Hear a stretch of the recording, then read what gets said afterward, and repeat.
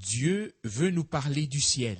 Mungu anataka kutunonea kutoka mbinguni. Un sermon délivré par notre bien-aimé frère Ewald Frank Mahubiri yaliyotolewa na mpendwa wetu ndugu Ewald Frank le 28 août 1985 à 14h à Krefeld. tarehe 28 mwezi wa 8 mwaka 1985 kwenye saa 14 kamili. Et ce même sermon a été retransmis le 23 février 2025. Na mahubiri haya moja yalitolewa upya tarehe 23 mwezi wa 2 mwaka 2025. Avant la prière, je voudrais lire du psaume chapitre 62 versets 6 à 9. Mbele ya kuomba nataka kusoma katika Zaburi sura 62 shairi 6 mpaka 9. Puis-je demander que nous nous levions pour cela? Kisha tasimama juu ya hiyo. Mon âme, confie-toi en Dieu, Nafsi yangu mtumaini Mungu, car c'est de lui que vient mon espérance. kwa kuwa tumaini langu linatoka kwake. Lui seul est mon rocher, Yeye tu ndiye mwamba wangu mon secours, na msaada wangu, ma forteresse. ngome yangu, Je ne chancellerai pas. sitatikisika sana. En Dieu repose mon salut et ma gloire, Katika Mungu kuna wokovu wangu na le utukufu rocher de ma wangu, force, mwamba wa nguvu zangu, mon refuge et mon Dieu. na kimbilio langu ni Mungu wangu. Peuple, Enyi watu, confiez-vous en lui en tout temps. mutumainini Mungu siku zote. Répandez votre cœur en sa présence. Ifunueni mioyo yenu mbele zake. Dieu est notre refuge. Mungu ndiye kimbilio letu. Prions. Tuombe. Père Céleste, Bwana wa mbinguni, de tout cœur, je te dis merci pour le grand privilège que nous avons à chaque fois de pouvoir nous rassembler devant ta face. kwa moyo wote na kuambia asante, ndio bahati kubwa tunayo kila mara ya kukusanyika mbele za uso wako. Combien de fois avons-nous entendu ta voix? Mara ngapi tulisikiliza sauti yako? Combien de fois nous as-tu parlé par ta parole et par ton esprit? Mara ngapi ulisema nasi kwa njia neno lako na kwa roho wako? Bien-aimé Sauveur, Penzi mwokozi, nous te prions, sois aujourd'hui présent d'une manière particulière. twakuomba leo uwepo kwa namna moja ya kipekee. Fais grâce pour ce qui sera dit. Utujalie neema katika yote itakayonenewa, Fais grâce pour écouter. na utujalie neema ya kusikia. Livrés à nous-mêmes, Sisi wenyewe nous nous tenons là tremblants et sans force, tukiachiliwa tutasimama tukitetemeka bila nguvu, mais regardant à toi, lakini tukikutazama wewe, notre âme devient calme, nafsi yetu inatulia, vraiment calme, inatulia kabisa, et trouve le repos na en toi, kupata mapumziko ndani yako, car il y a un repos réservé au peuple de Dieu. kwa sababu kuna pumziko iliyochungiwa watu wa Mungu. Nous te prions, fidèle Seigneur, E Bwana mwaminifu, twakuomba conduis-nous dans ce repos. utongoze katika raha hiyo. Oh, tout ce qui est agité, Ondoa vyote tout ce vinavyotuvuruga, qui te dérange, vyote vinavyotuzuru, toute incertitude, ondoa wasiwasi wote, toute incrédulité. ondoa kutokuamini kote, Éloigne de nous tout ce qui pourrait nous empêcher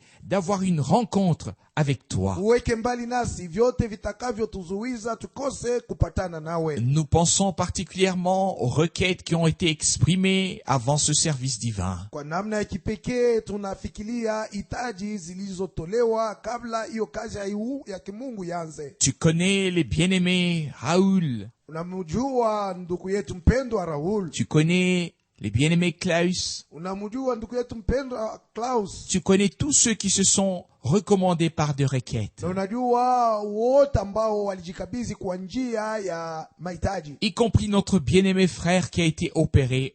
na ndugu yetu mwenye mpendwa mwenye alipasuliwa. Oh Seigneur, il y a tant de détresse, tant de souffrance, E Bwana, kuna mangaiko mengi, kuna mateso mingi, et aussi quelques na larmes. machozi mbalimbali. Nous venons à toi Tunakuja kwako, et nous te prions de faire grâce, tunakuomba utujalie neema, de guérir, uponye, de délivrer, ufungue, de sauver, uokoe, d'aider usaidie et de bénir. na ubariki. Manifeste-le. ionyeshe hivi. Oui, rends manifeste que tu es avec ton peuple. Ndiyo, onyesha kwamba wewe uko na watu wako Que tu pamoja. confirmes ta parole. Na unalithibitisha neno lako. Et que tu réalises tes Na promesses. kutimiza ahadi zako. Dieu fidèle, Mungu mwaminifu. nous plaçons consciemment cette réunion sous la couverture du sang de l'agneau. Tunaacha mkusanyiko huu chini ya damu ya mwana kondoo. Satan a perdu son droit. Shetani ameshapotesha halali yake. Le sang de Jésus, Damu ya Yesu, le Fils de Dieu, mwana wa nous Mungu, purifie de tout péché inatuosha kutusafisha katika dhambi et zote nous place inattaquables devant la face de Dieu, na kutuweka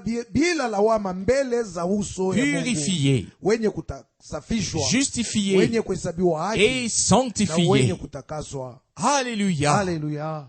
Oh, reçois les remerciements et la louange de chacun de nous. Pokea shukrani na sifa kwa kila mmoja wetu Au nom de Jésus. kwa jina la Yesu. Amen. Amina. Vous pouvez vous asseoir. Tunaweza kaa. Chaque fois que nous chantons, le cœur croit seulement, croit seulement. Wakati wote tunakuwa tunaimba wimbo huu, amini tu wewe, amini. Nous pensons, oui, même involontairement à Frère Branham Hata tukitaka tutamfikiria tu ndugu Branham et à Hébreux chapitre 13 au verset 8. na kukumbuka hiyo andiko ya Waebrania 13 Jésus-Christ est le même hier, aujourd'hui et le même éternellement. na inayosema hivi, Yesu Kristo yuko sawasawa jana, leo, yuko sawasawa hata milele. Parce que nous le croyons, Kwa sababu tunayamini nous désirons qu'il puisse se révéler comme le même, na tunatamani yeye ajifunue kama yule, se manifester comme le même. ajionyeshe, ajifunue kama Et c'est yule. pourquoi nous nous réunissons aussi Ndio sababu tunakusanyika pia pour être amenés au même pas que lui, ili tutembee naye kwenye hatua en moja, accord avec lui, tukiambatana naye pour recevoir l'enseignement divin. ili tupokee mafundisho yake Mungu. Oui, pour être en harmonie avec Dieu. Ili tuwasiane na Mungu. Il y a pour cela une parole glorieuse. Kuna neno moja lenye utukufu. Elle se trouve, je crois, dans Amos chapitre 3, verset 3. Nadhani linapatikana katika Amosi sura 3 shairi 3.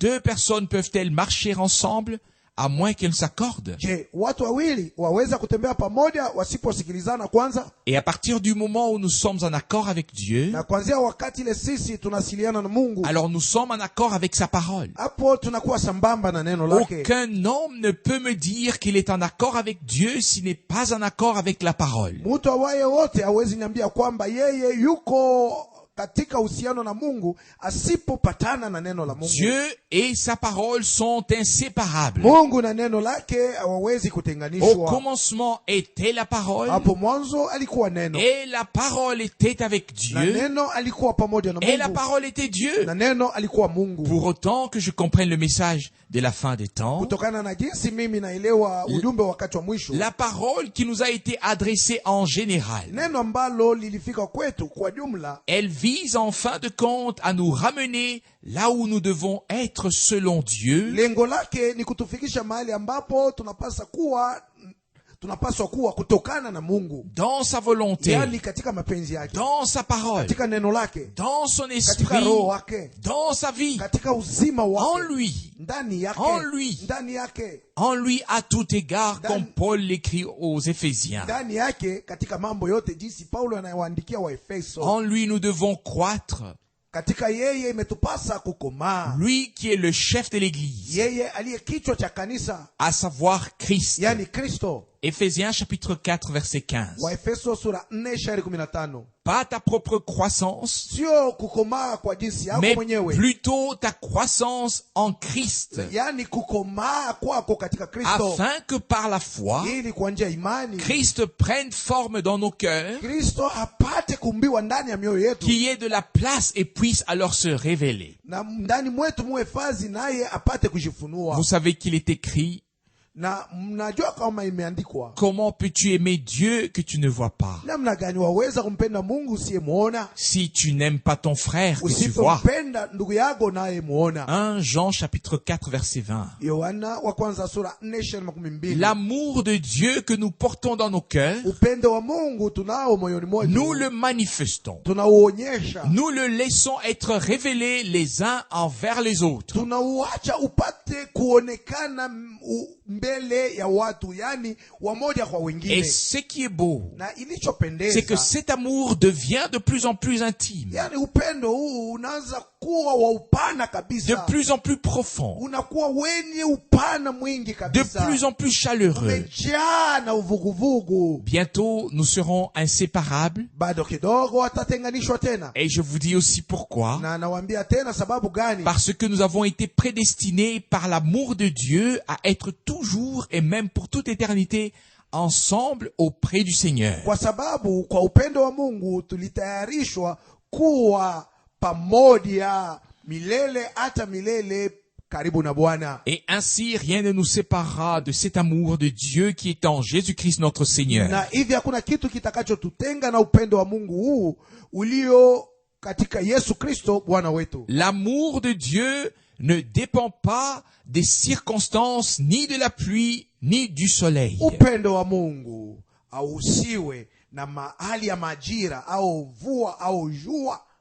L'amour de Dieu s'est manifesté par la rédemption. Upendo wa Mungu ulionekana kwa njia ya ukombozi. Il y a une troupe rachetée par le sang. Kuna kundi ya watu waliokombolewa kwa damu. Et il y a des rachetés sur cette terre. Duniani hapa kuna wakombolewa. Ils sont enfants de Dieu. Wao ni watoto wa Mungu. Ils sont précieux et ont été rachetés à prix fort. Ni wadamani na walinunuliwa kwa bei kali. Ils appartiennent à notre Ni Dieu wa Mungu wetu. et ne s'appartiennent plus à eux-mêmes. Hawako wao wenyewe tena. Et encore moins à ce monde. Hawana wa hii dunia tena. Alors puisse le Seigneur arriver à ce qui lui revient de droit avec chacun de nous. Basi Mungu apokee iliyokuwa yake na kila mmoja wetu. Vous savez qu'en ce lieu, Unajua kwamba mahali hapa nous proclamons toujours librement et ouvertement la parole de Dieu. namna ya uhuru na waziwazi tunalitangaza neno la Mungu. Et c'est dans le but non pas de critiquer, mais dans le but d'aider, Na hatuifanye hivi njoo ya kusimanga mtu, lakini njoo ya kusaidia, afin que nous puissions aussi reconnaître les signes des temps et ce qui se passe réellement. ili nasi tupate kutambua alama za nyakati na maneno yanayofanyika kabisa kabisa. Et ne m'en voulez pas. Msinione mbaya, Mais msiwazie quand je mbaya. pense au dernier voyage de l'Antichrist Wakati napofikiria hiyo safari mpinga Kristo, qui lors de son retour, wakati alikuwa anarudi, est passé par le Maroc alipitia kwenye nchi ya et Maroki était constamment interrompu là-bas à plusieurs reprises par des applaudissements devant 80 000 Mahométans. na mbele ya zaidi ya watu 18,000 ya Waislamu walikuwa wanampigia mikono wakimzuiza kuendelea Puis kusema, encore des applaudissements kisha et de nouveau wakipiga mikono interrompus na wakamsimamisha wakamzuiza asiseme tena, par des applaudissements na alikuwa nakatiwa hivi na makelele ya watu et ainsi de suite. na mambo mengine Et tena. là, on voit cela où cela mène. Na tunaona mambo haya yanatupeleka wapi, On voit qui prend la première na place. tunaona ni nani mwenye anaanza kuchukua nafasi Le ya kwanza. monde entier désire un nouvel ordre Dunia mondial, mzima inataka mambo yawe mapya, un nouveau système monétaire mondial. yani mfumo wa unaoangalia mambo ya fedha dunia Le mzima monde mpya. entier veut dominer, Dunia mzima inataka kutawala, gouverner, inataka kumiliki, gouverner le monde entier. yani kuongoza dunia mzima. Cela doit bien sûr se traduire et se manifester quelque part par un homme. Na hiyo inapaswa kuoneshwa na mtu mmoja. Mais à ce sujet viendra la bombe. Na kwa mambo haya kutatokea bomu, Nous l'avons par les Écritures. na tunayo hiyo bomu kwa njia ya maandiko. Nous n'avons pas d'autre choix. Sisi hatuna na mambo mengine ya kufanya, Nous devons le dire. na tuiseme Je suis ces choses avec un but précis. maneno haya nayafuata, nikijua ni nini nakuwa natafuta En humo. Côte d'Ivoire, Ku Cote d'Ivoire, les féticheurs, wachawi, c'est-à-dire les sorciers et autres, yani wachawi na watu wengine, yani waguzi, toutes ces personnes sont invitées par lui à participer au repas hawa watu wanalikwa naye ili wagawanye chakula et à prendre place sur la plateforme. na wakae kwenye jukwaa kule juu anako uketi. Partout, partout, peu importe qui ou quoi. Mahali pote, iwe nani, ikuwe mambo gani, Tous sont invités et sont reçus à bras ouverts. wote wanalikwa na kupokewa na furaha nyingi, Et ils viennent, na wanakuja et ils n'attendaient que la venue d'un tel homme en blanc pour leur apporter un certain espoir. nao walikuwa wanatazamia kuja kwa mtu kama huyo mwenye kuvaa mavazi meupe ili awapatie taraja moja fulani. Mais nous sommes reconnaissants à Dieu Tunamshukuru Mungu de ce que nous avons pu prendre une décision. kwa sababu sisi tuliweza kukamata mpango. Et cette décision Na mpango huu est pour Christ. ni juu ya Kristo. Tout homme qui a pris une décision véritable, Kila mtu aliyekamata mpango wa kweli, une décision divine mpango wa kiungu pour Christ, juu ya Kristo, a en même temps pris une décision contre l'Antéchrist. kwa hii namna anakamata mpango ya kupinganisha mpinga Kristo. Oui, ça c'est oui et ça c'est amen. Ndio, kwa hiyo tunaweza kusema ndio na amina. Et il n'y a rien entre les deux. Hakuna masikilizano kati ya hivi La viwili. lumière a été séparée des ténèbres. Nuru ilitengwa na giza. Mais vous le savez aussi parfaitement. Nanyi mnajua kabisa kabisa. Aujourd'hui, il y a plus de prédicateurs qui proclament encore ces vérités. Leo hakuna tena wahubiri wenyewe wanaweza tangaza tena kweli hizi. Aujourd'hui, il n'y a plus de prédicateurs qui proclament ces vérités. Leo hakuna tena wahubiri wenyewe wanaweza kuwa na juhudi ya kutangaza kweli hizi. Ils ont tous peur. Wote wanasikia woga. Et vous savez tous pourquoi? Mnajua sababu gani wanakuwa na woga? Mais Dieu a béni frère Branham d'une manière si puissante. Lakini Mungu alimbariki ndugu Branham kwa namna masadiabu. Il lui a donné les révélations. Alimpatia ufunuo nyingi kabisa. Les révélations de la parole. Ufunuo juu ya neno. De la parole que les prophètes, les apôtres et le Seigneur ont annoncé d'avance. Ufunuo wa neno ambalo mitume, manabii na Bwana walitangulia kunena. Et nous le voyons aujourd'hui. Na leo tunaiona. Pensez à Apocalypse chapitre 13 au verset 8. Mufikirie kwenye andiko ya Ufunuo sura 13:8. Et tous les habitants de la terre lui rendront hommage. Na wakaji wote wa dunia watamwabudu. Et se prosterneront devant lui. Na kumsujudia. Tous ceux dont le nom n'a pas été écrit dans le livre de vie de l'agneau immolé avant la fondation du monde. Yani hawa wote ambao majina yao haikuandikwe katika kitabu cha uzima cha mwana kondoo mbele ya kuwekwa misingi ya dunia. C'est ce qui est écrit dans ta Bible. Ndio ile imeandikwa katika Biblia yako. Dans ma Bible. Hata katika Biblia yangu. Et dans nos Bibles à tous. Yani katika Biblia zetu. Afin que l'écriture s'accomplisse. Kusudi andiko litimie. Tout cela doit se faire maintenant. Yani haya yote yafanyike sasa. Et cela se passe si vite. Na yanakuwa yanafanyika kwa haraka. Se fera si vite. Itafanyika kwa haraka. Que nous devons veiller à prendre au sérieux notre place dans l'histoire du salut. Basi natupasa tusimame imara katika habari yetu ya wokovu. Tout comme nous voyons d'une part ce qui se passe dans cette direction, kama vile tunakuwa tunaona upande mmoja maneno yanayofanyika kwenye njia hiyo, nous devrions aussi bientôt pouvoir voir ce qui se passe du côté divin. Nasi inatakiwa tuwe na mamlaka ya kuona maneno yanayofanyika upande wa kiungu. Je ne me contente pas de constater seulement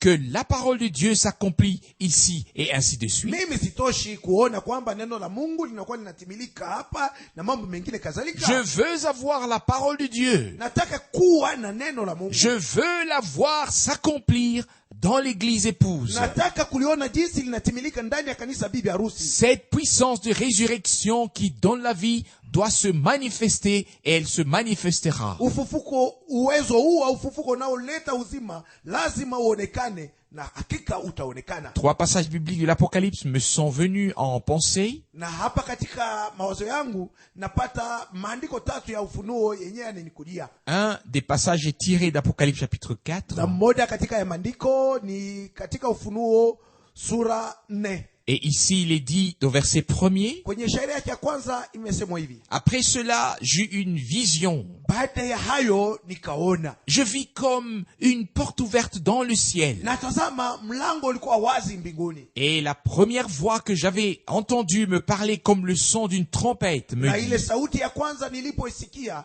ikinena nami ilikuwa kama mlilio wa baragumu. Uniquement jusqu'ici. Ikanyambia hivi, na ili tunawaambia ni neno la Mungu. Il s'agit pour moi de la pensée suivante. Na wazo ninayo ni hiyo. Le ciel ouvert. Mbingu wazi. Et la voix de Dieu qui retentit du ciel. Na sauti ya Mungu inayosikika toka mbinguni. Nous avons le droit en ces jours. Na katika siku hizi tuna haki d'écouter Dieu. Halali ya kumsikiliza Et Mungu. pas ce que les hommes ont à dire sur Wala Dieu. hapana yale watu wanataka kutunenea juu ya Mungu. Ou ce que les hommes interprètent de sa parole. Au yale watu wanataka kutafsiri juu ya neno lake. Dieu nous a donné le privilège d'entendre sa parole dans sa forme originale. Mungu alitupatia bahati ya kulisikiliza neno lake katika hali yake halisi, yani ya kumwanzo. Dieu nous a donné le privilège de voir sa parole originale nous être révélée par l'Esprit. Mungu alitupatia bahati ya kuona jinsi neno lake halisi linafunuliwa kwetu kwa njia ya Roho. Lorsque nous l'écoutons, Wakati tunapolisikiliza, nous nous tenons tous sous un ciel ouvert na tunasimama chini ya mbingu iliyokuwa wazi et tayari, nous entendons la voix du Seigneur. na tunaanza kusikia sasa sauti yake Bwana. Et dans Apocalypse chapitre 14 verset 13, il est écrit: Na katika Ufunuo sura 14:13 imeandikwa hivi: Et j'entendis du ciel une voix. na toka mbingu nikasikia sauti moja. Et dans Apocalypse chapitre 18 verset 4, Na katika Ufunuo sura 18:4 il est écrit: imeandikwa: Et j'entendis du ciel une autre voix qui me disait. na nikasikia tokea mbinguni sauti ingine ikaniambia. Pour moi, c'est d'une très grande importance. Kwangu mimi ni ya lazima mno. Ce ne sont pas des hommes qui sortaient d'un séminaire. Sio watu wenyewe walitoka kwenye majifunzo moja Ce ne fulani. sont pas des hommes qui ont lu des livres qui sont établis se sont établis certains enseignements. Sio watu ambao walisoma vitabu, watu ambao walishaamuriwa mafundisho fulani. Mais des hommes envoyés par Dieu, Yaani watu waliotumwa na Mungu, inspirés par le Saint-Esprit, waliongozwa na Roho qui Mtakatifu. étaient à la disposition de Dieu, Mwenyewe walikuwa tayari kwa Mungu, de hawa sorte watu. qu'il a pu lui-même parler au travers d'eux. Ili Mungu mwenyewe waliweza kusema kupitia hawa watu. Et je pense que nous devons faire la différence à ce niveau. Nadhani kwamba imetupasa kuweka achanisho mahali hapa. Chaque homme à qui Dieu accorde de faire cette différence Kila mtu ambaye Mungu anampatia neema ya kuweka achanisho hiyo, a été aidé une fois pour toutes. na ameshasaidiwa mara moja kwa Paul yote. écrit dans 1 Thessaloniciens chapitre 2 verset 13. Katika Wathesalonika wa kwanza sura 2:13 Paulo anaandika hivi: Vous avez reçu la parole que nous vous avons annoncée, mulilipokea neno tuliyowatangazia, non comme une parole d'homme, hapana kama neno la wanadamu, mais comme la parole de Dieu, lakini kama neno la c'est Mungu. qu'elle est en effet. Yani kabisa kabisa ni neno la Mungu. Dans la proclamation de la parole, Katika kutangaza kwa neno, nous avons affaire à Dieu et à sa sainte parole. sisi tuko na mambo na Mungu na neno lake takatifu. Maintenant que nous avons posé les bases, Sasa tumeshaweka msingi, nous allons approfondir cette pensée. tutaingia katika upana ya wazo hiyo. Dieu veut nous parler du haut des cieux, Mungu anataka kutunenea kutokea juu mbinguni, mais il utilisera toujours sa parole pour cela lakini kwa hiyo atatumia neno lake kila mara, et nous la rendra vivante par son esprit. na atafanya neno lake liwe na uzima kupitia roho wake. Mais si quelqu'un vient proclamer quelque chose qui n'est pas dans la Bible, Lakini kama mtu anakuja kutangaza mambo yasiyokuwa katika Biblia, alors vous n'avez pas besoin de le croire. hapa muhitaji kumwamini huyu mtu. Alors ce n'est pas Dieu qui parle, Hapo siye Mungu anayenena, mais une pieuse fantaisie. lakini inakuwa tu vitu vilivyotengenezwa kwa ila. Et alors les esprits agissent pour présenter leur propre enseignement. Na hapa mtaona jinsi mapepo yataanza kuhangaika ili yatowe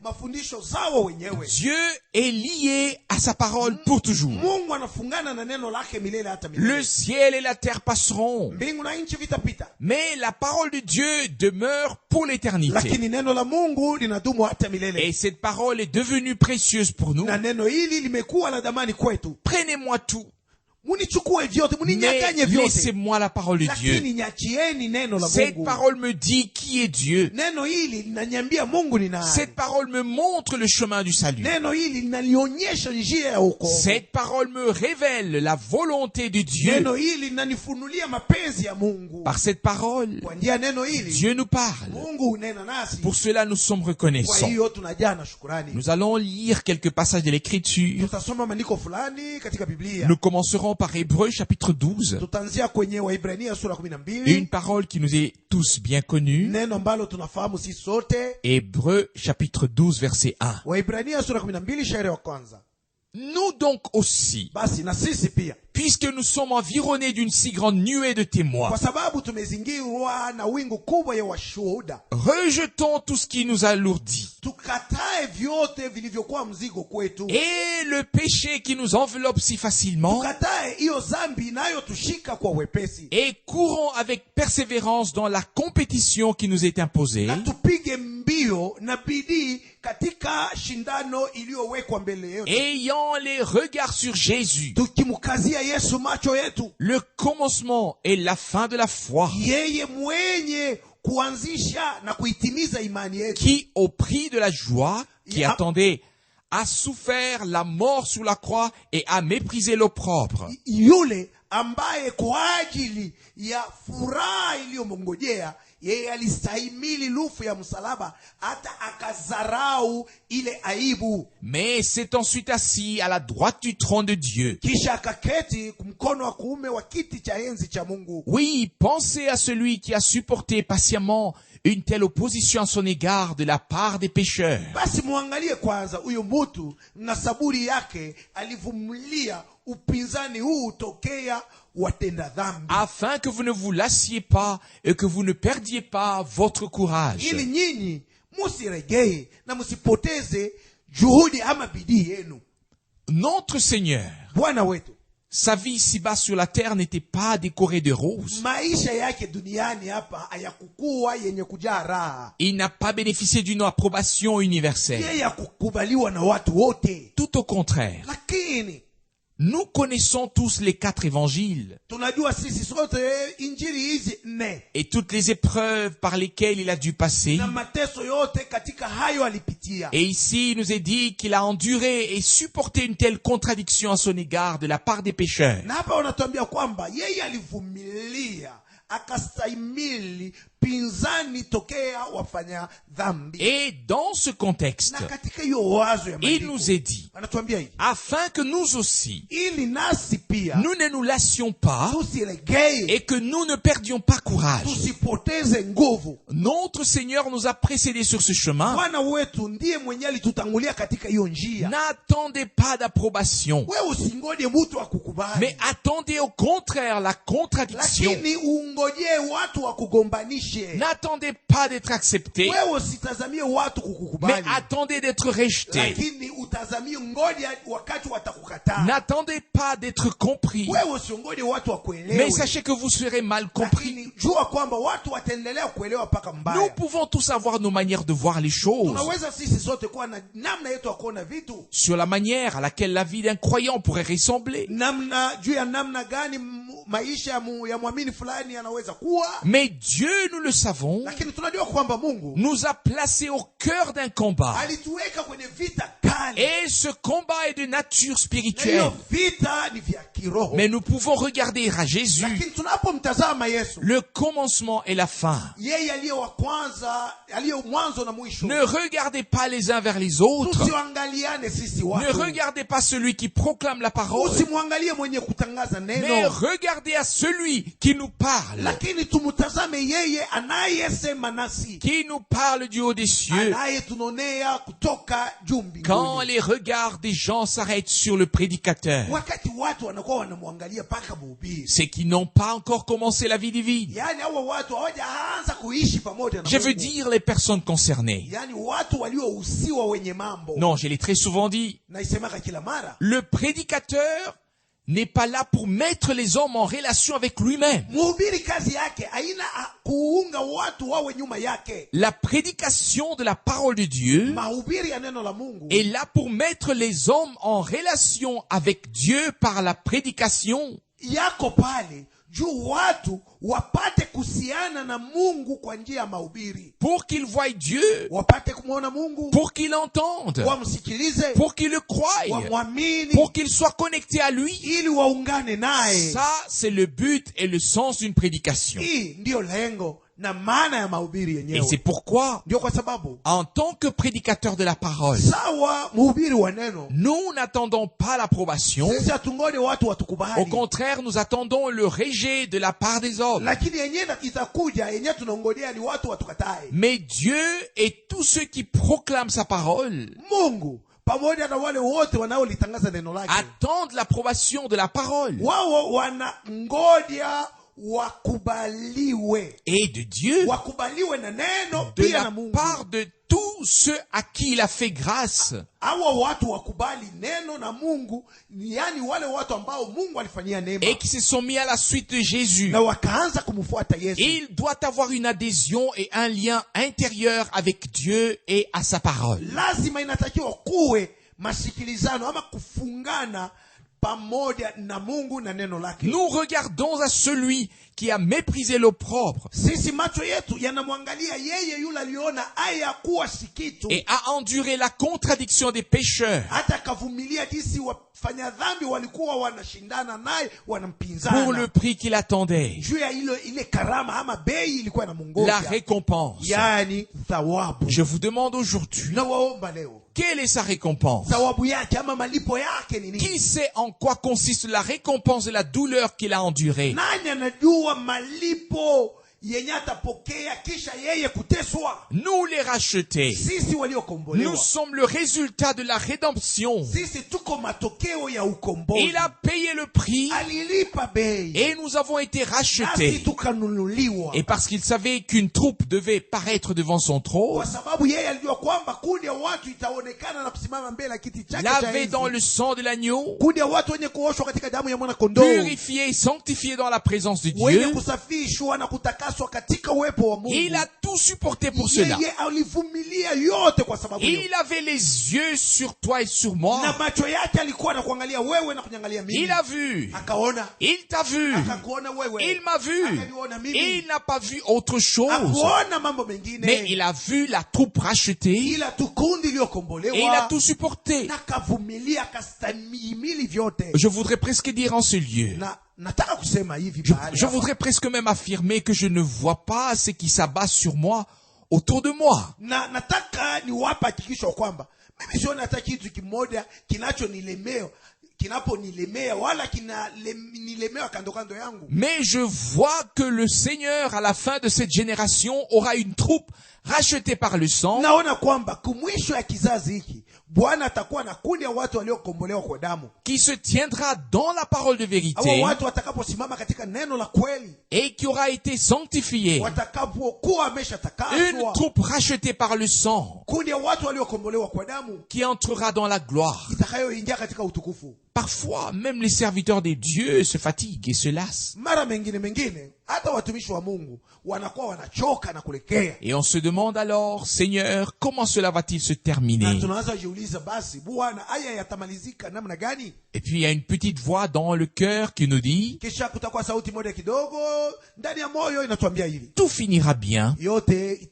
itamalizika mzuri, parce que ça se finira avec Dieu. kwa sababu itakayomalizika pamoja na Mungu. Alléluia! Haleluya, Loué soit notre Seigneur. Bwana wetu asifiwe. Gloire à Dieu. Utukufu kwa Mungu. Nous pouvons dire en toute sincérité Tunaweza kusema na moyo wote que wazi, tout ce qui commence avec Dieu yani yote inayoanza na Mungu et se termine avec Dieu na kumalizika na Mungu ne peut que bien se terminer. itamalizika paka mzuri. N'est-ce pas vrai? Sio kweli? Est-ce que je vois la chose bien? Je, naona mambo jinsi inavyofaa. Est-ce que vous voyez la chose aussi comme ça? Nani mnayaona namna hiyo? Alors loué soit le nom du Seigneur, Basi notre jina Dieu. la Bwana Mungu wetu lisifiwe. Notre Dieu n'a jamais échoué. Mungu wetu hajawahi kushindwa Il kamwe. dit, Anasema et la chose arrive. naye akinena kitu Il ordonne. kinafika. Akiamuru Et elle existe. na kinatokelea. Ce qu'il a promis, Ile yeye aliahidi il le tiendra certainement. ataitimiza kabisa kabisa. Hébreux chapitre 12, verset 28. Waebrania sura 12:28. Je voudrais lire ce passage. Nataka kusoma andiko.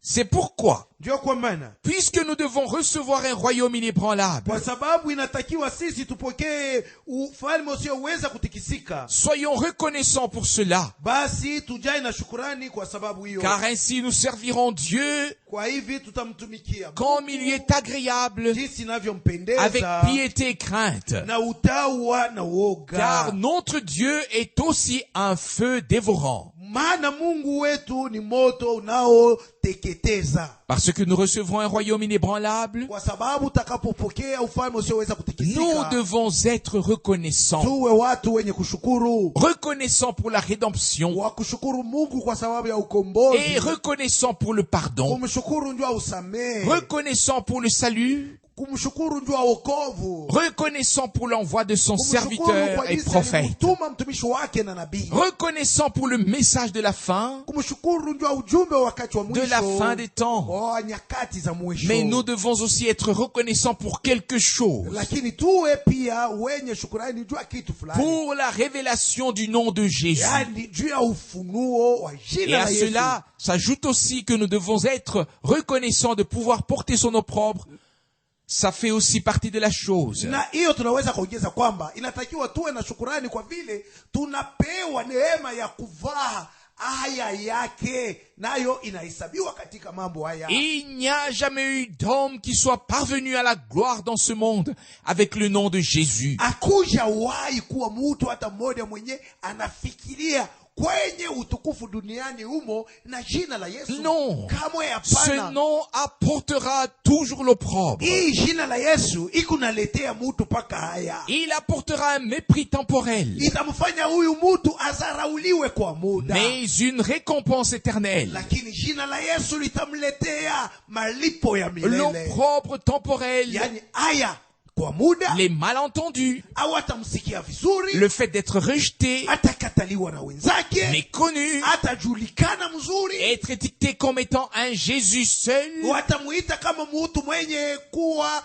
miongoni ya wale watu wanasema Yesu tu, Yesu et tu. bien d'autres choses encore. Na mambo mengine kadhalika. Soyons reconnaissants de pouvoir porter l'opprobre de Jésus. Sisi tuwe watu wa kushukuru kwa sababu nasi tunaweza kuvaa ile aya Yesu alivaa. L'opprobre de Jésus-Christ. Aya ya Yesu Kristo ama haibu ya Yesu Kristo. Et pourquoi portons-nous cet opprobre? Sasa kwa sababu gani tunavaa haibu hiyo? Parce que nous avons reçu la révélation de Ni Jésus-Christ. kwa sababu tulipokea ufunuo wa Yesu Kristo. Nous aurions pu ne rien avoir. Tungeweza kuwa tuna kitu, Mais avec la première chose vient aussi la seconde. lakini na ile kitu ya kwanza, ya pili nayo itafuata. Celui qui reçoit la révélation de Jésus-Christ Yule atakayepokea ufunuo wa Yesu Kristo doit s'apprêter et se tenir prêt à porter aussi l'opprobre de son nom. awe tayari kupokea haibu ya hiyo jina la Yesu Et aussi Kristo, l'opprobre de tous ceux qui sont liés au message divin, na haibu ya wale wote waliofungana na ujumbe wa kiungu, liés à l'œuvre de Dieu walioungana na kazi ya et à tout Mungu, ce qui appartient à l'Église. na wote waliokuwa wa kanisa. Ça en fait aussi partie. Na ile iliyokuwa ya kanisa nayo iko humo. J'aimerais lire une autre parole tirée d'Amos chapitre 3. Nataka kusoma neno lingine kutokea Amosi sura 3. Nous l'avons déjà lu quelques fois. Tumesha lisoma tena. Amos chapitre 3 versets 6 et 7. Amosi sura 3 shairi 6 na 7. Et peut-être aussi le verset 8. Labda shairi 8 nayo. Sonne-t-on de la trompette dans une ville sans que les gens ne soient effrayés? Je, tarumpeta itapigwa mjini watu wasiogope? Est-ce qu'un malheur arrive dans une ville sans que Dieu le Seigneur en soit l'auteur? Muji utapatikana na hali mbaya asiyoileta Bwana? Non. Hapana. Dieu le Seigneur ne fait rien sans avoir au préalable révélé son conseil à ses serviteurs les prophètes. Hakika Bwana Mungu hatafanya neno lolote bila kuwafunulia watumishi wake manabii Le siri lion yake. a rugi. Simba amekwisha Qui ne kunguruma. craindrait pas? Ni nani asiyeogopa? Dieu le Seigneur a parlé. Bwana Mungu amenena. Qui ne parlerait pas comme Ni prophète? nani awezaye neno hila kutabiri? Nous pourrions lire dans Apocalypse chapitre 5 lorsque Jean a pleuré, Tunaweza kusoma hata katika Ufunuo sura 5 wakati Yohana alilia, que le livre était encore fermé. wakati kitabu kilikuwa kingali kenye kufungwa, Et soudain il a reçu les paroles suivantes. na mara akapokea maneno kama haya: Ne pleure plus. usilie, Le lion de la tribu des Judas a vaincu. simba wa kabila ya Yuda amekwisha Pour kushinda, prendre le livre, en délivrer, en délier ses sceaux, les ili sceaux. akichukue kitabu na akafungua miuli yake. Amos chapitre 3 verset 8. Amosi sura 3 shairi 8.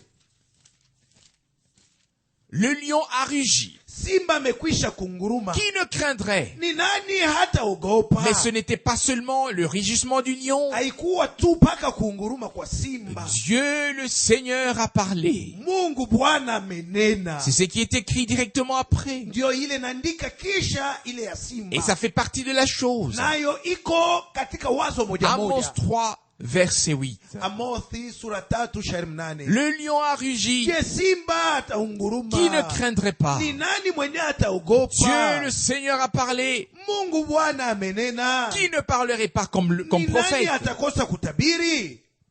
Qu'est-ce qu'une si puissante déclaration peut signifier? Maana ya msemo huu inaweza kuwa nini? Devons-nous tous devenir prophètes? Basi inatakiwa sisi sote kuwa manabii? Oui ou non? Ndiyo au hapana? Oui.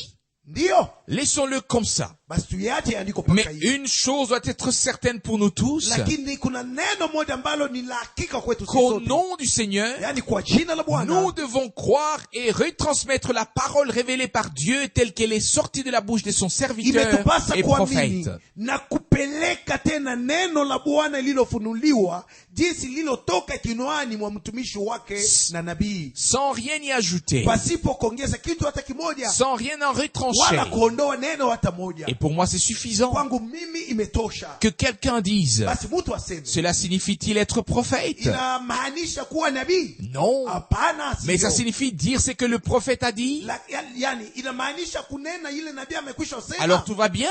Hapo vyote viko vile. Ne pas aller au-delà, Kutokwenda nje, ne pas interpréter, kutokutafsiri, mais dire ce qui a été dit par le ainsi parle le Seigneur. lakini kusema tu ile ilikuwa imeshasemewa kwa ndivyo Bwana amenena. Êtes-vous d'accord avec cela? Je, munaelewa na kukubali Nous hivyo? n'avons pas besoin d'un nouveau message. Sisi hatuhitaji ujumbe mpya mwingine. Oui. Ndiyo. Quand j'élève trop la voix, Nikipaza sauti yangu sana, alors je recule un peu, hapo nitarudi kidogo nyuma. ça me touche. Inanigusa, Ça me touche au plus profond de moi-même. inachoma moyo wangu kabisa. Dieu le Seigneur a parlé. Bwana Mungu amesha Sa nena. voix a retenti du ciel. Sauti yake ilisikika mbinguni. Nous l'avons entendu Tulimusikiliza. et c'est devenu pour nous une révélation de Dieu Ikawa kwetu ufunuo wa Mungu. qui ne parlerait pas comme prophète. Ni nani mwenye atakosa kusema sawa nabii, atakosa kutabiri? En premier,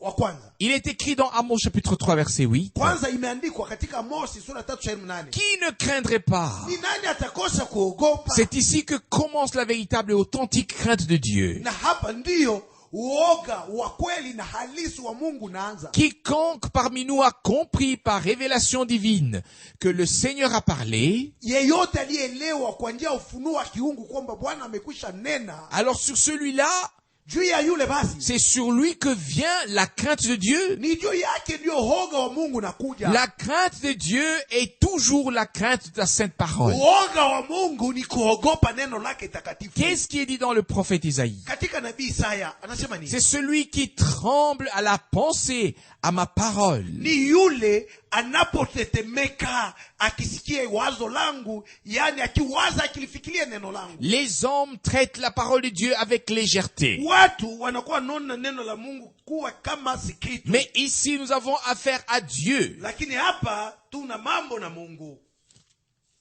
Dieu, le Seigneur, ne fait rien sans avoir au préalable révélé son conseil à ses serviteurs les prophètes. Bwana Mungu atafanya neno lolote bila yeye kwanza kufunulia watumishi wake manabii siri yake. Cela n'est pas seulement arrivé dans le passé, Haikufika tu mpaka wakati ule wa cela zamani. a eu lieu en ton temps, Ilifanyika tena kwa wakati et en wako mon temps, na wakati wangu. cela a eu lieu dans notre temps. Ilifanyika katika wakati wetu. Aujourd'hui, Leo c'est le jour que Dieu a fait pour nous, ndio siku Mungu aliyetufanyia pour sisi, que nous puissions reconnaître quel est le plan de Dieu pour l'Église dans ces jours. ili tupate kutambua matengenezo ya Mungu pamoja na kanisa katika siku hizi. Le lion a rugi, Simba amekwisha qui ne kunguruma. craindrait pas. Ni nani asiyeogopa? Dieu, le Seigneur, a parlé, Mungu Bwana amenena. qui ne parlerait pas Ni comme nani prophète. atakosa kutabiri? Si je retransmets la parole de Dieu littéralement, Kama mimi naweza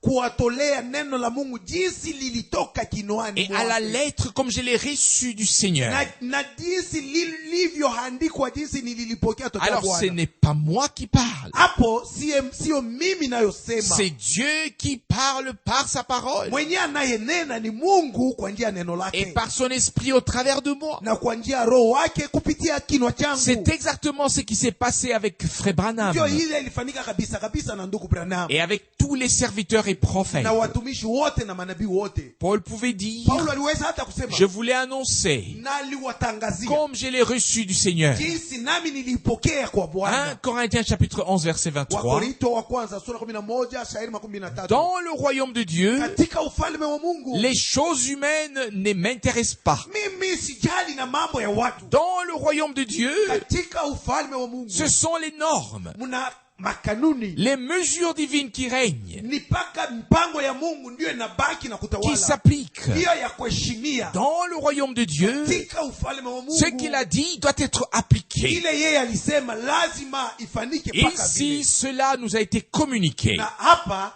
ili tukabidhiwa sisi. Qui ne craindrait pas? Ni nani mwenye hata Dieu ogopa? le Seigneur a parlé. Mungu Bwana amenena. Est-ce qu'il a pu te parler? Je, alikunenea?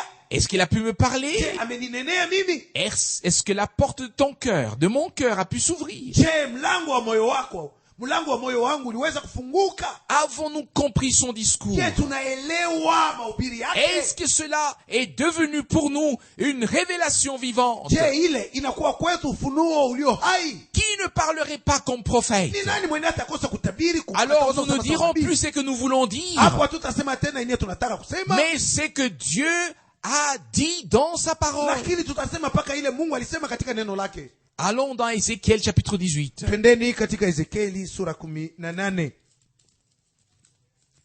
Là, j'aimerais lire quelques passages Na huko nitasoma maandiko et nous fulani montrer avec l'aide de Dieu ce qu'il a l'intention de na faire kutuonyesha na msaada wa Mungu yenye Mungu anakusudia et kufanya ce qu'il veut faire. na ile anataka kufanya. Ézéchiel chapitre 18 à partir du verset 30. Ezekieli sura 18 kuanzia shairi 13.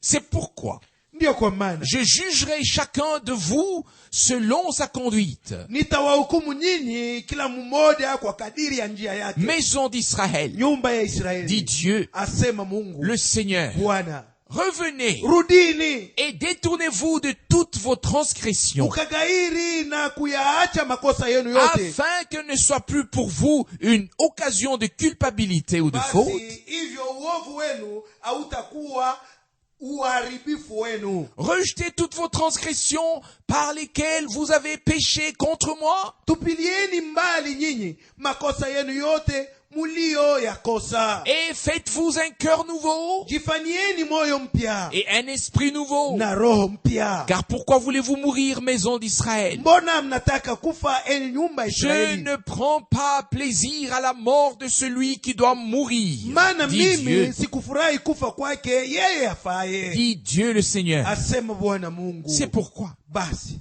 convertissez-vous. muongoke, Et vous mgeuke vivrez. na mtaishi.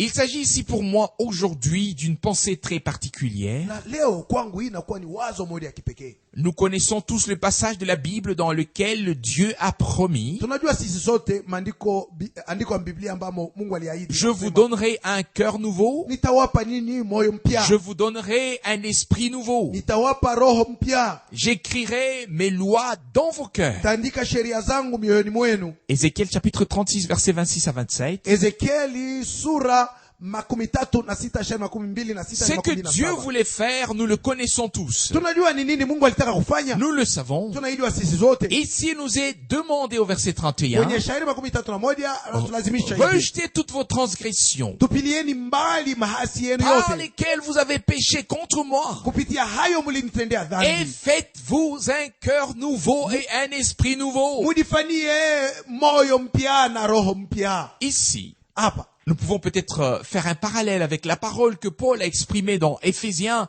au chapitre 4, versets 22 à 24. tunaweza kuweka linganisho katikati pamoja na ile Paulo alisema katika Efeso sura 4 shairi 22 hadi 24. Il y parle de personnes qui sont scellées par l'Esprit Saint. Na huko anasema juu ya watu wenye kutiwa muhuri wa Roho Mtakatifu, Et il dit, na kuambia hivi: dépouillez-vous du vieil homme mvueni huyu utu wa zamani et revêtez-vous de l'homme nouveau, na mkamvae utu mpya créé à l'image de Dieu, aliyeumbwa kwa mfano wa dans la Mungu justice et la sainteté véritable. katika uwaki na utakatifu wa kweli. Dieu nous a donné un cœur nouveau Mungu amekwisha kutupatia moyo et mpya un esprit nouveau. na roho mpya, Mais nous devons veiller à ce que ce cœur nouveau, basi tuangalishe mnamna moyo huu mpya cet esprit nouveau, na roho huu mpya, l'esprit de Dieu, roho wa Mungu. nous devons veiller à ce que cet esprit ne s'attriste pas au point de se retirer. Tuangalishe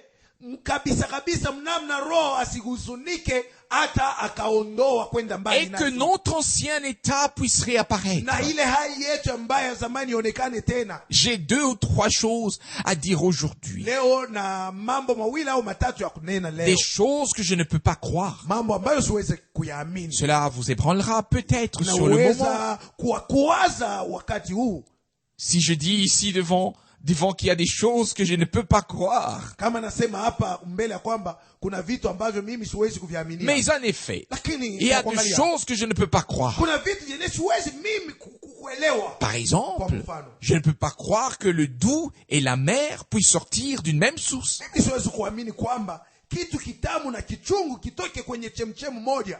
Pourquoi? Sababu gani? Pourquoi je ne peux pas le croire? Sasa siwezi kuyaminia kwa sababu Parce gani? que la Bible le dit. Ni kwa sababu Biblia inasema D'une source ne peut pas sortir le doux et la mer. chemchemu moja haiwezi kutosha maji ya utamu na maji machungu. Vous pouvez le lire dans Jacques chapitre 3 verset 11. Mnaweza isoma katika Yakobo sura 3:11. Une source fait-elle jaillir par la même ouverture l'eau douce et l'eau amère? Je, chemchemu ile ile inaweza kutoa maji matamu na ya uchungu? Qu'a dit notre Seigneur? Bwana wetu alisema nini? Qu'a-t-il dit le jour de la fête de Jérusalem? Alisema nini siku kuu ya karamu kule Yerusalemu? Lorsqu'il a parlé de l'esprit que les croyants devaient recevoir. Wakati alinenea kuhusu roho ambao waamini walipaswa pokea. L'eau que je vous donnerai Maji nitakayowapa ninyi deviendra en vous une source qui jaillira dans la vie éternelle. yatakayokuwa ndani yenu chemchemu ya maji yatakayobubujika hata uzima wa milele. Jean chapitre 4 verset 14. Yohana sura 4:14. Il y a peut-être là 2 contextes que je veux maintenant ramener au même dénominateur. Hapo kunaweza kuwa mawazo mawili ambayo nataka mupate kuyaelewa namna moja. Il y a une source divine. Kuna chemchemu ya kiungu. Je voudrais quand même lire aussi dans Jean chapitre 7. Nataka tena hata vile kusoma katika Yohana sura 7. Pour être sûr que nous ne faisons pas que citer, mais que c'est écrit. Ili tuwe na hakika kwamba hatutaje tu mambo kama hivi hivi, lakini ni yenye kuandikwa. Peut-être qu'il s'agit d'un autre passage que j'ai cité tout à l'heure. Labda inaweza kuwa ni kuhusu andiko ingine ambayo nimeshataja. Jean chapitre 7 versets 38 et 39. Yohana sura 7:38 hadi 39. Celui qui croit en moi, Yule atakayenyamini mimi, comme dit l'écriture, jinsi andiko inasema, des fleuves d'eau vive couleront de son sein. mito ya maji ya uzima itatiririka ndani yake. Il dit cela de l'esprit que devaient recevoir ceux qui avaient cru en lui. Anasema haya kutokana na roho ambayo watakayopokea wale watakaomwamini. Car l'Esprit Saint n'était pas encore là. Kwa sababu bado Roho Mtakatifu hakukuwa hapo. Parce que Jésus n'avait pas encore été élevé à la gloire. Kwa Yesu hakukuwa bado ashakuinuliwa katika utukufu. Tout à l'heure, Na katika dakika je me suis référé à Jean chapitre 4. nilisoma andiko ya Yohana sura 4. Oui, relativement à la conversation du Seigneur avec la femme au puits. Ilikuwa kuhusu mazungumzo katikati ya Bwana ya yule mwanamke kwenye shimo ya maji. Vous pouvez tous le lire Naweza nini vous-même. nyote kuisoma wenyewe. C'est dans l'évangile de Jean, Ni katika Injili ya Yohana au chapitre 4. sura yake 4. Et là, il était question de l'eau. Na hapa alikuwa anasemezea habari ya Et maji. le Seigneur répond en disant qu'elle n'a plus besoin de puiser, Na Bwana akamjibu akisema huyu mwanamke hahitaji tena kutega mais maji. que cette eau qu'il lui donne Lakini maji atakayempatia jaillira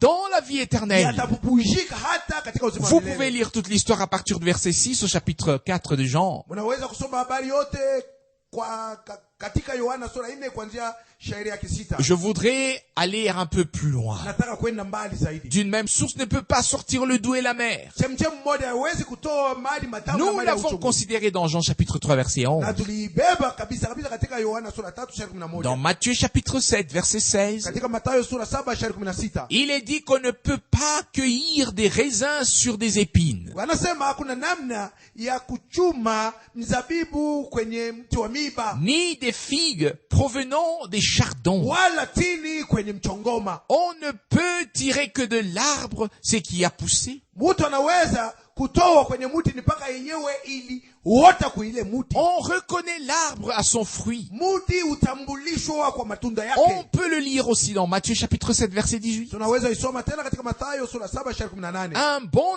arbre porte de bons fruits. Muti mzuri unatoa matunda mema. Et un arbre pourri produit des fruits pourris. Na muti mwenye kuharibika, yani utazaa matunda yenye kuharibika. C'est à leurs fruits que vous les reconnaîtrez, Mutawatambulia kwa matunda zao. pas à leur succès, Hapana kwa kufaulu kwao. pas à leur visage pieux, Haiko kwa hali yao ya utawa ya nje. pas à leur sagesse, Hamutawatambua kwa hekima yao. Oui. Ndio. ou bien la sagesse qu'ils donnent d'eux-mêmes. Hao hekima wanaojipatia wenyewe. Mais vous les reconnaîtrez à leurs fruits. Lakini kwa matendo yao mtawatambua. Il s'agit ici de la vie spirituelle. Hapa wananenea habari ya maisha ya kiroho. Alors il s'agit du fruit de l'esprit. Yani ni tunda la roho. Et le fruit de l'esprit, c'est l'amour, Na tunda la roho ni upendo, la paix, amani, la joie, furaha, la douceur, upole, la patience, uvumilivu, la bonté uwema et la foi. na imani. Vous pouvez le lire dans Galates chapitre 5, verset 27. Unaweza isoma katika Wagalatia sura 5:17. Il y a encore une chose que je ne peux pas croire. Kuna kitu kingine ambacho siwezi kuamini. Je ne peux pas croire que les enfants de Dieu Siwezi kuamini ya kwamba watoto wa Mungu aient une nature diabolique. wawe na hali ama tabia ya shetani. Je ne peux pas le croire. Siwezi kuamini. Je peux croire qu'un enfant de Dieu puisse commettre des erreurs, Naweza kuamini kwamba mtoto wa Mungu anaweza kukosa. des fautes. Anaweza kufanya makosa. Je peux croire que nous puissions commettre des fautes, des erreurs. Hata mimi naweza kuamini nasi tunaweza kufanya makosa na kujikuta katika upungufu. Je peux croire qu'il puisse y avoir des malentendus, Naweza kuamini kwamba tukose kusikilizana mzuri. car nous sommes encore sur la Kwa terre. sababu tungali duniani. Et nous le savons tous. Na tunajua sisi sote. Mais je ne peux pas croire Lakini siwezi kuamini que la nature de l'ennemi puisse se manifester dans les réconciliés. kwamba hali ama tabia ya adui ipate kuonekana ndani ya wale wanesha Je ne sikilizana. peux pas croire Siwezi que kuamini Caïn puisse devenir un Abel kwamba Kaini anaweza kugeuka kuwa Habeli et qu'un Abel puisse devenir un Caïn. na Habeli kugeuka kuwa Kaini. Je ne peux pas croire non plus qu'un véritable enfant de Dieu qui marche à la suite du Seigneur Siwezi tena kuamini ya kwamba mtoto wa kweli wa Mungu mwenyewe anayemfuata Bwana puisse devenir un calomniateur ageuke kuwa mtu wa kusingizia, ou un régneur, mtu wa kukana, à moins que Satan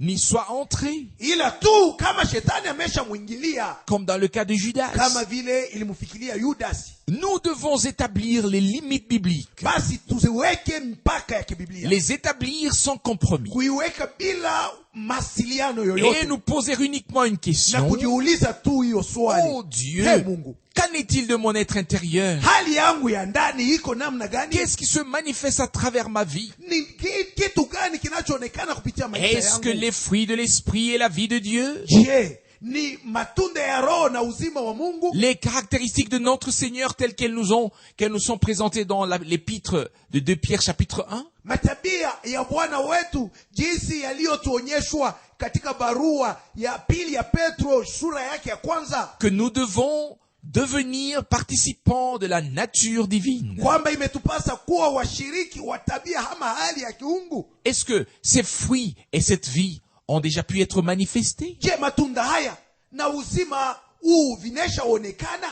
Bien-aimés frères et sœurs, Wa ndugu na wadada wapenzi, ici et en tout lieu, hapa na mahali upote dans tous les pays, katika mainchi zote, nous devons avancer vers la perfection. sisi tusonge mbele hata tufikirie ukamilifu. Nous devons faire quelques pas en avant dans la foi. Sisi tusonge mbele katika imani. Nous devons avoir le but devant les yeux Tuone hiyo shaba mbele ya macho zetu. et ne pas nous laisser distraire par des choses que l'ennemi veut mettre sur notre chemin, Na tusijachilie kuvutwa na vitu ambavyo adui anataka kutuwekea njiani mais mwetu. nous devons regarder au-delà de ces choses. Lakini imetupasa kuangalia mbali zaidi kupita vitu hivi. Oui. Ndio. Nous devons regarder au-delà de ces choses. Imetupasa kuangalia mbali zaidi kuliko hivi Oui, vitu. Ndiyo. Je lève mes yeux, les yeux vers le ciel, Nainua macho yangu, yani macho yangu mbinguni, où on te loue en cœur. kwenye watu wanakuimbia na Et kukusifu. alors nous ne voyons plus les circonstances, Na huko atuangalie tena mais majira, le Seigneur, c'est lui que nous voyons. lakini mwenyewe tunaona ni Bwana. Lui qui a dit, Yeye aliyesema, j'ai commencé la bonne œuvre en vous, niliyeanza hiyo kazi njema ndani je mwenu, l'acheverai aussi. taikamilisha pia. Philippiens chapitre 1 verset 6. Wafilipi sura kwanza shairi 6. Chaque semence se reproduira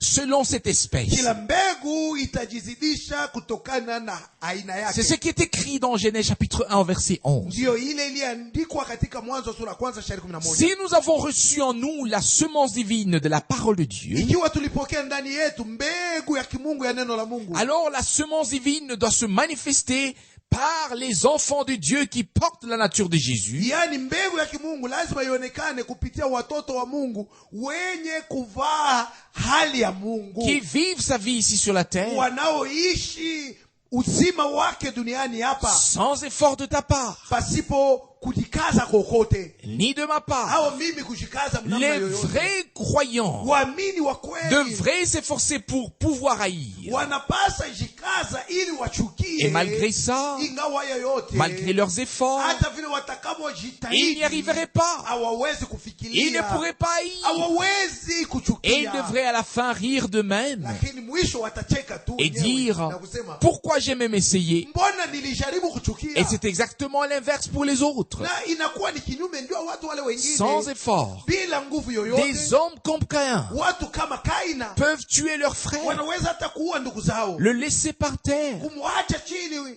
et puis se présenter devant le Seigneur na et kwenda dire, kwa Bwana na kusema, suis-je le gardien de mon "Je, frère?" mimi niliyekuwa mlinzi wa ndugu Puis le yangu." Seigneur dit, Kisha Bwana akasema, son sang crie de la terre jusqu'à moi. damu yake inakuwa inalia toka dunia mpaka huko kwangu. Il manquait simplement que Caïn dise, cela ne m'intéresse pas. Na ilibaki tu Kaina mjibu Bwana, sijali na ile yenyewe Bien unaniambia. aimé, Wapenzi, ces deux lignées existent encore aujourd'hui parmi les croyants. mazao haya mawili yako paka na leo katikati ya waamini. Et Frère Branham le dit très clairement Na ndugu Branham anaisema waziwazi, et très distinctement. namna kila mtu anaweza Et kuelewa. cela sera ainsi jusqu'à la Na fin. itakavyokuwa hivi mpaka mwisho. Heureux l'homme qui ne hait pas, mais qui est haï. Lakini heri yule mtu asiyeweza kuchukia lakini amechukiwa. Heureux l'homme qui ne comprend pas mal les autres, mais qui est mal compris. Heri mtu yule hawezi kuelewa watu mbaya lakini watu ndio wanamuelewa yeye Qui mbaya. n'accuse pas les autres, mais qui est accusé. Heri yule mtu hawezi kushitaki wenzake lakini anashtakiwa na Qui ne wenzake. trahit pas les autres, mais qui est lui-même trahi. Heri mtu yule hawezi kusaliti wenzake lakini wenzake wanamsaliti. On pourrait continuer avec ce registre encore et encore et Tunaweza encore. kuendelea kutaja hiyo daftari, kuendelea kabisa Qu'a kabisa. dit Frère Branham aux Ndugu frères qui Branham. l'ont exclu Aliwaambia nini wale wandugu walimfukuza et qui ont formé un cercle? na wakajitungia kundi yao? Il a dit, Aliwaambia, j'ai formé un cercle plus large mimi nafungua njia kubwa kabisa, et j'ai inclus dans ce cercle plus large ceux qui m'avaient exclu. na umo naingiza hata wenyewe walinifukuzaka nje. Un homme de Dieu vivra sans aucun effort la vie de Jésus ici sur la terre. Mtu wa Mungu wa kweli bila nguvu ataishi maisha ya Yesu Kristo duniani, Peut-être dans la faiblesse, lazima katika car nous ne sommes udhaifu, pas encore dans la stature de kwa Jésus-Christ. sababu hatujafikiria kiumo cha Yesu Kristo. Mais nous sommes en train de faire quelques pas vigoureux dans la foi. Lakini hata hivyo tunakuwa tunajikaza tukisonga mbele katika Et imani, Dieu nous y aidera. na Mungu atatusaidia. Revenons à la parole dans le prophète Ézéchiel au chapitre 18, verset 31. Turudirie neno katika nabii Ezekieli sura 18 shairi 31. Rejetez toutes vos transgressions par lesquelles vous avez péché contre moi, Tupilieni mbali ninyi makosa yenu yote mlio yakosa, et faites-vous un cœur nouveau, un jifanyieni nouveau cœur. moyo mpya. C'est que pour essuyer nos cœurs après qu'ils aient été purifiés Kile kinaweza kusafisha mioyo yetu baada ya kusafishwa et renouvelés par Dieu, na kufaniwa upya na Mungu. nous devons reconnaître ces choses qui pourraient souiller nos cœurs. Imetupasa kujua, kufahamu vitu vyenye vinaweza kuchafusha moyo et wetu nous devons les rejeter loin de nous na kuvitupa mbali nasi et ne kabisa, pas permettre que les cœurs purifiés par le sang soient à nouveau souillés. na tusiruhusu tena moyo uliosafishwa na damu uchafuliwe tena. Car il y a une glorieuse promesse que notre Sauveur a faite dans le serment de la montagne. Katika mahubiri yake ndio mlima, Bwana wetu alitufanyia hadi ya utukufu, Heureux ceux qui ont le cœur pur, akisema heri wenye mioyo safi, car ils verront Dieu. kwa sababu watamwona Mungu. Matthieu chapitre 5 verset 8. Mathayo sura 5:8. C'est une chose de recevoir un cœur pur de Dieu. Ni kitu cha muhimu sana kupokea moyo mpya safi wa Mungu. C'est une chose de recevoir un nouveau cœur pur de Dieu. Ni kitu cha lazima sana kupokea moyo mpya safi wa Mungu. Mais ensuite, Lakini c'est à toi et à moi ni kwako wewe na mimi de faire disparaître de nous les choses qui souillent.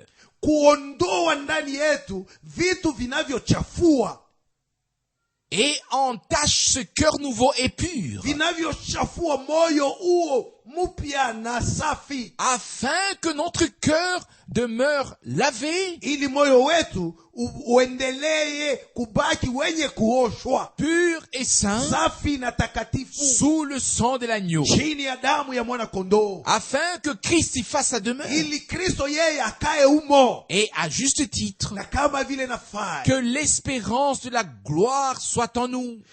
tumaini la utukufu liwe ndani Car yetu, c'est ainsi que c'est écrit, kwa sababu imeandikwa hivi, Christ en vous, Kristo ndani yenu, l'espérance de la gloire. tumaini la utukufu. Colossiens chapitre 1 verset 27. Wakolosai sura kwanza shairi 17. De la part de Dieu, Tokea Mungu tout a eu lieu. vyote vilifanyika, Un nouveau cœur, moyo mpya, une nouvelle alliance, agano jipya, une nouvelle vie. uzima mpya, Tout a été mis à notre disposition par Dieu. vyote viliwekwa mbele yetu na Mungu. Maintenant, Sasa nous entrons dans cette alliance avec Dieu. tunaingia katika agano hili na Mungu, Nous acceptons le nouveau cœur, tunaukubali moyo mpya, le nouvel esprit. roho mpya, Et son esprit na roho yake rend témoignage à notre esprit en toute certitude de anashuhudia foi roho wetu na uhakikisho wote wa imani que kwamba nous sommes devenus enfants de Dieu. tumekwisha kuwa watoto wa Mungu. Alors l'enfer peut être sans dessus, sans dessous. Hapo jehanamu inaweza kuwa na mvurugo namna yote, Nous croyons ce que Dieu a dit. lakini sisi tunaamini mpaka ile Mungu alisema, Car c'est la vérité. kwa sababu ndio kweli, C'est vrai. ni kweli. Et tout ce que le diable pourrait Na faire, vyote ambavyo shetani anaweza fanya c'est de toute façon un ni mensonge. uongo mtupu tu. Faites-vous un cœur nouveau Ujifanyie moyo mpya et un esprit nouveau. na roho mpya. Oui. Comment pouvons-nous le faire? Namna gani tuwaweza uvifanya? Uniquement en nettoyant tous les obstacles, Ni mpaka tu wakati tutakapoosha kuondoa vizuizo tout ce qui vyote fait obstacle à Dieu, vyote vinavyomzuiza Mungu, et que nous le laissions agir. na kumwacha Mungu yeye atende. Nous allons encore dans Ézéchiel au chapitre 12 à partir du verset 22. Tubebe tena Ezekieli sura 12 kuanzia shairi 22. Ézéchiel chapitre 12 Ezekieli sura à partir du 12 verset 22. kuanzia shairi 22.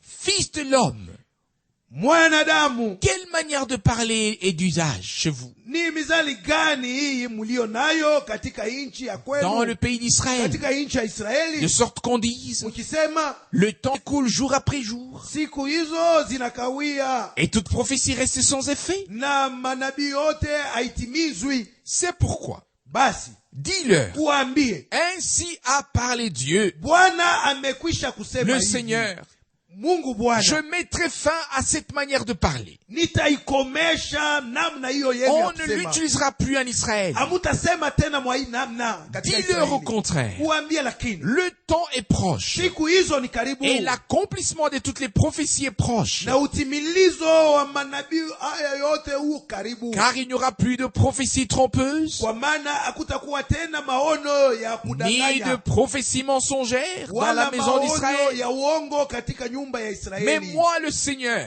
Lakini mimi Bwana je parlerai, nitanena, et ce que je dirai arrivera et sans plus tarder. na neno lile nitakalo linena litatimizwa, Oui, wala en vos litakawishwa jours. tena. Maana katika siku zenu, Génération rebelle, enyi kizazi cha je waasi, prononcerai un oracle, mimi nitalinena et neno je hilo l'exécuterai, dit Dieu, na kulitimiza, asema Mungu le Seigneur. Bwana. Quelle parole glorieuse! Neno gani lenye utukufu! Qui peut mesurer la portée d'un tel passage de Ni nani l'écriture? anaweza kupima maana ya andiko kama hiyo? Notre Dieu veut nous consoler. Mungu wetu anataka kutufariji. Il veut nous donner du courage Anataka kutupa moyo pour que nous puissions persévérer. ili tunganganie tudumu. Celui qui persévérera Yule atakaye jusqu'à la ngangania fin, mpaka mwisho c'est lui qui sera couronné. ndiye atakayevikwa taji. Quelles sont ici les deux pensées principales? Mawazo mawili makuu hapa ni mawazo gani? Premièrement, Ya kwanza, il faut en finir avec la manière de parler des hommes qui disent inatakiwa tusiendelee tena kusema jinsi watu wanakuwa wanasema. les prophéties de Dieu sont sans effet. Masemo ama manabii ya Mungu hayako tena, hayatimizwi tena. De toute façon, Namna yote il ne se passe rien. hakuna kitu hata kimoja kinachofanyika. Deuxièmement, na ya pili, il faut en finir une fois pour toutes avec toute prophétie personnelle dans l'église du Dieu vivant. inatakiwa tuachane, tuweke mwisho na matabiri yote ya kila mtu katika kanisa Oui. la Mungu aliye hai. Ndio, Que Dieu parle. lakini Mungu yeye Nous aseme, pouvons nous y fier. sisi tutaweka matumaini yetu Et il huko, le fera aussi. naye ataifanya hivyo. Quand je pense à tout ce que les hommes ont proclamé, annoncé, Ninapofikiria yote ile watu walitangaza na kusema et que j'ai cru fidèlement, na kuamini na uaminifu wote, et cela ne s'est pas na hivi produit. vitu havikufanike jinsi walivinena. Oh, Oh, alors, il y a quand même un peu de tristesse en moi. na ndani mwangu mna huzuni kidogo. Et je dis, Seigneur, Nikasema, Bwana, préserve-moi jusqu'à la dernière heure de ma vie, unilinde mpaka hata saa yangu ya mwisho ya kuishi, afin que je ne puisse plus écouter un homme. ili nisimsikilize tena mwanadamu. Au début de cette prédication, Kumwanzo wa mahubiri haya nous avons considéré les paroles d'Apocalypse chapitre 4, chapitre 14 et chapitre 18. tulisoma maandiko ya Ufunuo sura 4, sura 14 na sura 18. La voix retentit du ciel, Sauti ilisikika toka mbinguni, Dieu a parlé. Mungu alinena.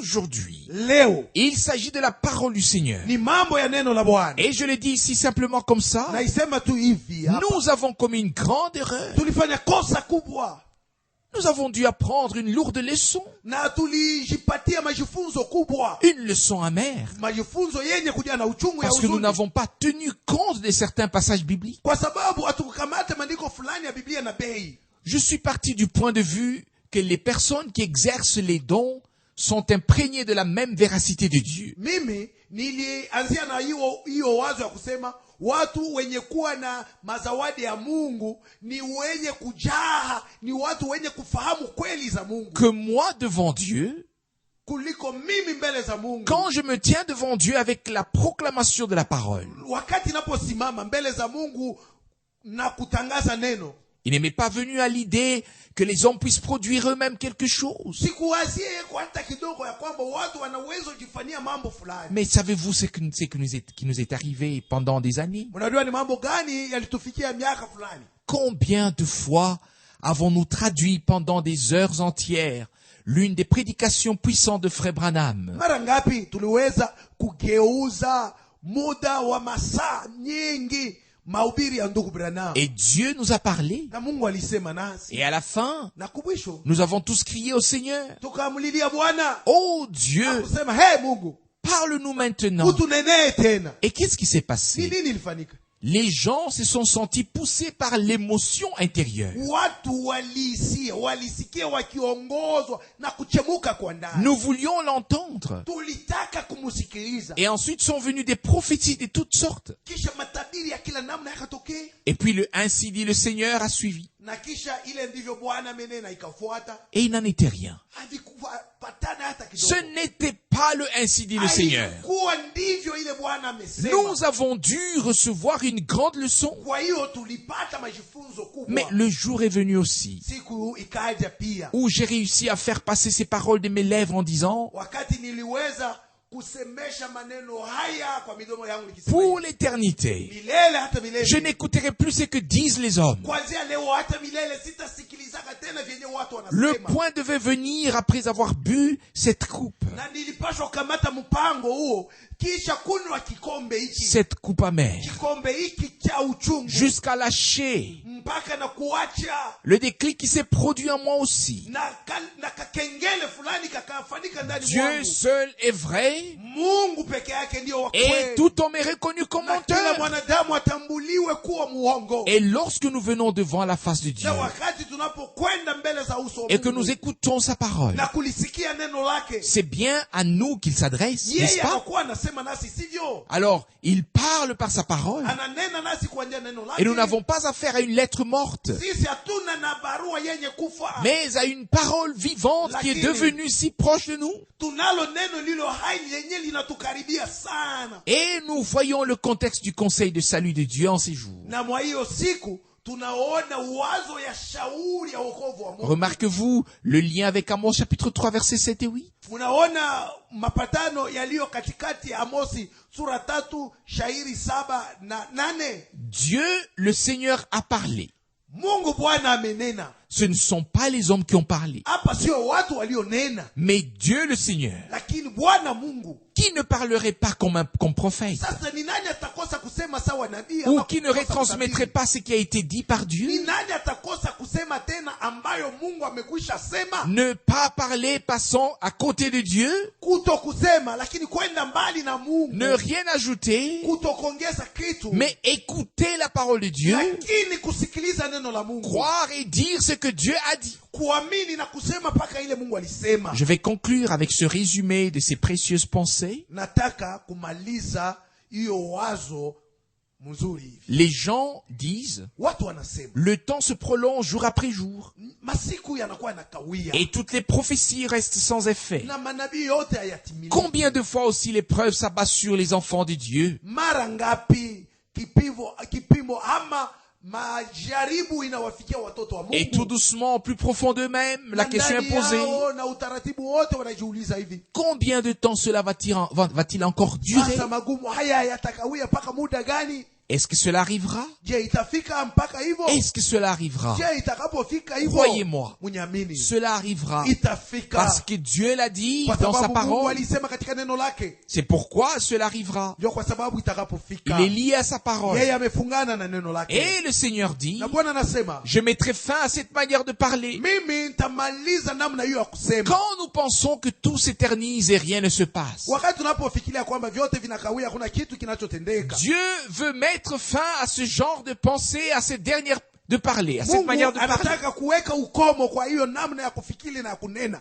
Je suis convaincu Mimi nahakikishwa que même pendant la période de sécheresse, kwamba hata wakati wa njaa Dieu a travaillé en nous Mungu alitumika ndani yetu afin que nous puissions apprendre les leçons qui nous seront précieuses pour l'avenir, ili tupate kujifunza mambo yatakayotusaidia masiku yajayo, afin de ne pas refaire les mêmes erreurs. ili tusijikute tena katika upungufu kama ile. Le Seigneur dit au verset 23, Kwenye shairi 13 Bwana je anasema, mettrai fin à cette manière de parler. mimi nitafanya hii namna ya kusema On ne imalizike. l'utilisera plus en Israël. Watu wataendelea tena kusema hivi katika Israeli. Dis-leur au contraire, Uambie lakini le hivi, temps est proche wakati et unakaribia l'accomplissement de toutes les prophéties est proche. na kutimizwa kwa manabii yote kumekaribiwa. Gloire et honneur soient rendus à notre Dieu. Utukufu na heshima kwa Mungu wetu. Ne ressemblons-nous pas très souvent à ces personnes? Je, sisi hatufanane na hao watu Seigneur, combien de temps s'est déjà écoulé et rien ne se passe? wanaosema Bwana,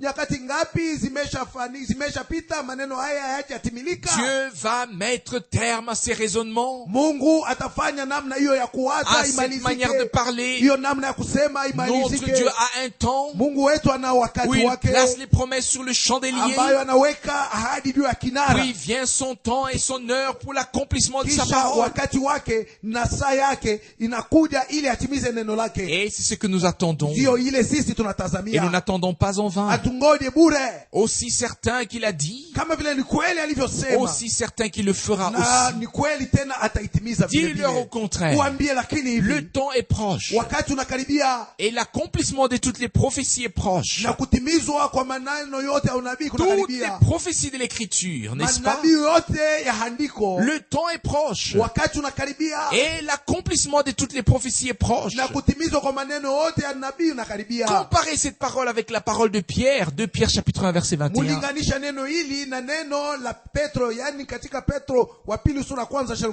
Ce n'est 11. pas par la volonté humaine que la prophétie n'ait jamais été apportée, Neno la unabii alikutolewa kufuatana na mapenzi ya mtu, mais c'est poussé par le Saint-Esprit que les saints hommes ont parlé de la part de Dieu. lakini hao watu watakatifu waliongozwa na Roho wa Mungu, hata wakisema yaliyotoka kwa Mungu. Et le dernier livre Na kitabu cha mwisho est de toute façon le livre de la prophétie, ndiyo kitabu cha unabii le hakika, livre des révélations. kitabu cha Ufunuo. Apocalypse chapitre 1 verset 3. Ufunuo sura kwanza shairi 3. Heureux celui qui lit et ceux qui entendent les paroles de la promesse de ce livre, Heri de la mwenye prophétie de kusoma, ce livre, heri mwenye kusoma na heri wanaosikia maneno ya unabii wa kitabu hiki et qui gardent les choses qui sont écrites. na kushika maneno yaliyoandikwa humo. Nous revenons à ce fondement. Basi tunarudiria msingi Et huo. ensuite, il nous est dit au verset 24, Kisha kwenye shairi 24 wanatuambia il n'y hivi: aura plus de prophéties trompeuses, hakutakuwa tena manabii ya de udanganyifu, prophéties mensongères dans la maison d'Israël. maneno ya unabii ya uongo katika nyumba ya Je Israeli. suis entièrement d'accord avec cela. Hapa Amen. mimi nakubaliana na neno hili. Amina. L'amen n'était pas assez fort. Amina yenu haikuwa ya nguvu. Dieu nous a promis les deux choses. Mungu alituahidi vitu hivi Il a viwili. promis d'accomplir ce qu'il a promis. Alituahidi kutimiza Et aliyoahidi, au moment où il commence à accomplir le conseil de salut, na wakati ile yeye anaanza kutimiza habari ya wokovu, conseil de salut qu'il a promis, matengenezo ya wokovu et aliyoyaahidi, qui tend maintenant vers son achèvement, hapo inaanza kukamilika. en ce moment-là, Na mwile wakati tout discours humain cesse dans l'église du Dieu vivant. masemo yote ya watu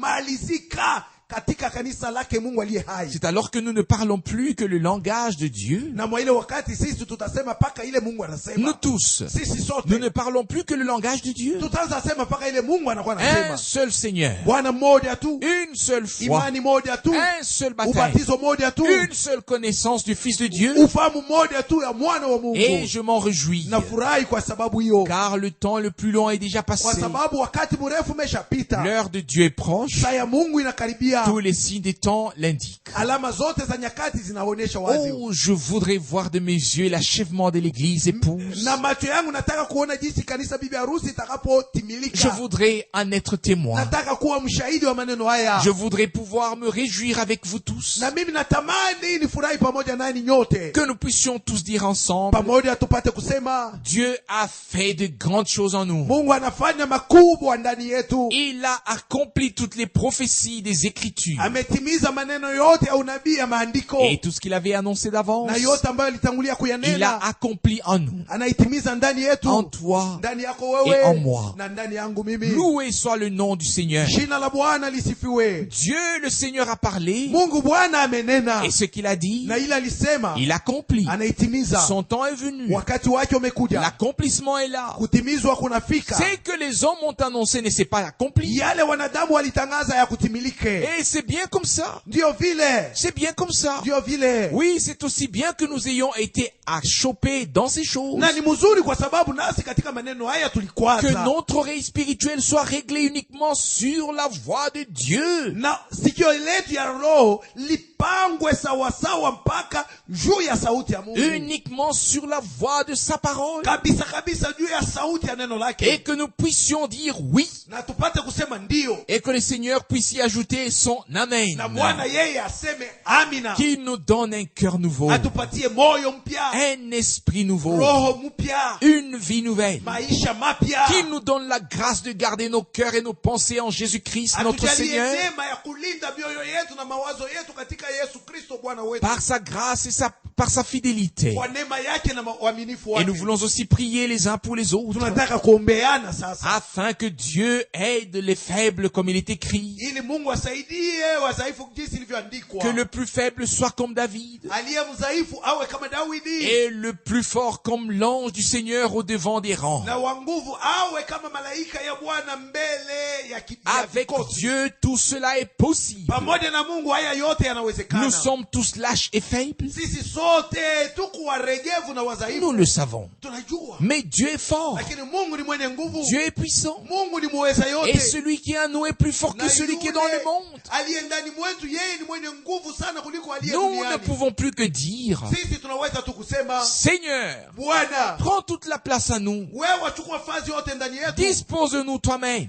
Utuweke muhadi nayo kupendeza mwenyewe. Utilise-nous et bénis-nous. Ututumie na utubariki. Alléluia. Alléluia. Quelle parole précieuse. Maneno gani ya damani. Lisez encore ces paroles dans la prière chez vous à la maison. Tena maneno haya katika hali ya maombi kwenu nyumbani. Et remerciez Dieu pour cela, Mshukuruni Bwana kwa sababu hayo. car son heure et son temps sont Kwa arrivés. sababu saa yake na wakati yake Nous vinatimia. nous réjouissons de ne pas avoir attendu Tunafurahi kwa en sababu vain. hatukungoje bure. Nous ne sommes pas des idiots, Sisi hatuko wajinga car upumbavu. nous avons cru Dieu. Kwa sababu tulimwamini Mungu. Et parce que nous avons cru Dieu, Kwa sababu tulimwamini Mungu. nous ne serons pas confondus, Hatutavurukwa kamwe. mais nous verrons la gloire de Dieu Lakini tutauona utukufu wa et Mungu l'accomplissement de ses prophéties. na kutimizwa kwa maneno yake. Alléluia. Haleluya. C'est oui et amen à la gloire de Dieu par Jésus-Christ notre Seigneur. Ni ndio na hamina kwa utukufu wa Mungu kwa njia ya Yesu Kristo Bwana wetu. Levons-nous pour remercier le Seigneur. Tusimame ili tumshukuru Bwana. Seigneur, aujourd'hui tu nous as parlé par ta parole. Bwana, leo kwa neno lako natunenea. Pas là où les hommes disent Christ est ici, n'y allez pas. Hapana mahali ambapo watu wanasema Kristo yuko mahali hapa msiende huko. Il est là où sa parole se trouve. Kristo yuko mahali ambapo panakuwa neno lake. Alléluia. Haleluya. Alléluia. Haleluya.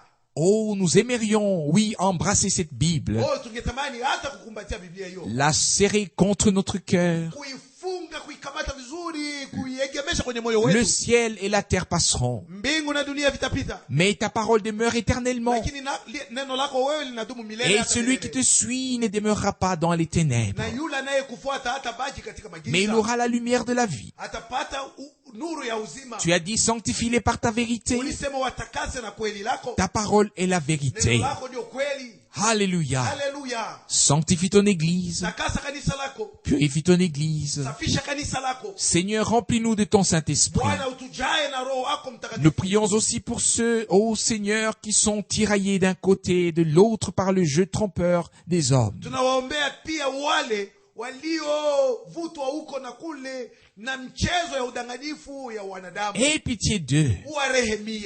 Aie pitié d'eux et visite-les. Uwarehemie na uwajilie watembelee. Fais-leur comprendre que ce ne sont pas des atmosphères humaines qui nous amènent dans la présence de Dieu, Ufanye waelewe kwamba sio hali ya hewa ya kibinadamu ama uvuguvugu wa kibinadamu ndio nao tuingiza katika uwepo wa Mungu. ou qui nous font expérimenter l'achèvement. Hao ndio vinavyotufanya tuonje kukamilishwa kwa kazi. Dieu conduit son peuple. Mungu ndiye anayeongoza watu wake. Dieu parle dans son église. Mungu ananena ndani ya kanisa lake. Et celui qui t'a compris peut se passer de tous les autres discours. Na mwenye amekwisha kuelewa yeye hawezi kusikia tena masemo ya watu. Alléluia. Haleluya. Oh, merci, merci, merci à toi. Asante, asante, asante kwawe. Tu es merveilleux, Seigneur. Uko wa mastajabu Bwana. J'accepte ta parole sur laquelle je n'ai pas réfléchi auparavant. Natikia neno Pour lako moi. juu yako sikuifikirie mwanzoni kwa juu yangu. Et pour nous de manière personnelle. Na juu yetu kwa namna ya kila mmoja binafsi. Aujourd'hui dans la foi. Leo katika imani. Bien-aimé Seigneur. Bwana mpendwa. Surtout la parole d'Ézéchiel chapitre 12. Zaidi neno la Ezekieli sura 12. Mon Dieu. Mungu wangu. J'avais déjà réfléchi sur la parole d'Ézéchiel chapitre 18. Nilikuwa naisha tafakari juu ya neno la Ezekieli sura 18. Mais la parole d'Ézéchiel chapitre 12 est devenue si nouvelle, Lakini neno la Ezekieli sura 12 limekuwa lipya kabisa. si grande pour moi. Limekuwa kubwa kwangu. Ton temps est là. Wakati wako unatimia. L'heure de l'accomplissement de toutes les prophéties.